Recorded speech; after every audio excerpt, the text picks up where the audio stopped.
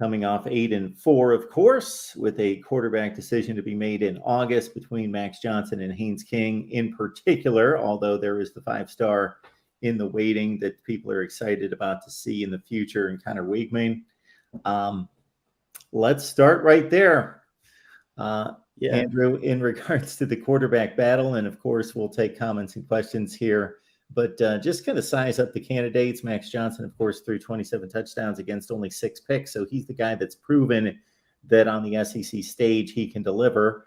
But Haynes King obviously won the job last fall.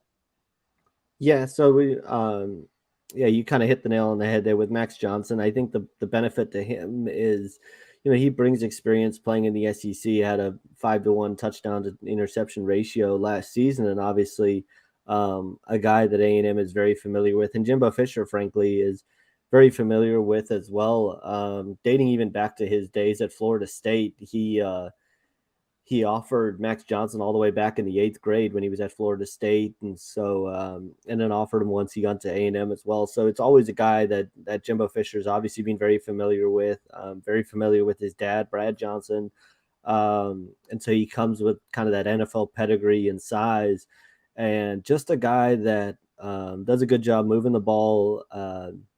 At times takes too many sacks, but didn't play behind a very good offensive line at LSU. And so I guess the question is kind of, with a good offensive line, what can he do in that offense? And with a good running game, A&M is going to lean on Devon Achane pretty heavily.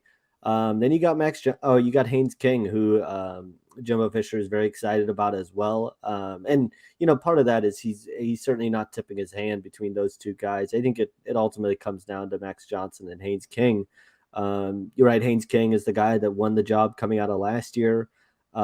Started against Kent State and showed some flashes. I think certainly showed off his legs particularly, and that's really kind of the big part that he brings to the table. I thought was noteworthy. Jimbo Fisher was talking at the Texas high school football coaches meetings earlier this year, and mentioned that Haynes King had put on some weight and put on some muscle, which is a good sign. And they're really excited about kind of what he's been able to do this summer, and so it is going to be a fascinating storyline to watch. Then you got Conner Weigman, who I think they would obviously coming in as a freshman and having to start in the SEC is probably not the ideal plan. But he certainly looks like the guy in the future. And, one of the points that always comes up with him is A&M didn't really push for Quinn Ewers when he was in the transfer portal because of how good they felt about Conner Weigman and how they felt like he was the best quarterback in the 2022 class. And so, he's done nothing to taper those expectations since he's arrived on campus, and has done everything really they've asked him to do. But in terms of him being ready to go right away, I don't think that's going to necessarily be the case. But one of the big goals too this year is to build more depth in the quarterback room, and I think that's probably where Jimbo Fisher kind of feels like he needed to go this offseason, whether it's Max Johnson or Haynes King, having a backup that he can turn to, because obviously everybody saw what happens last year.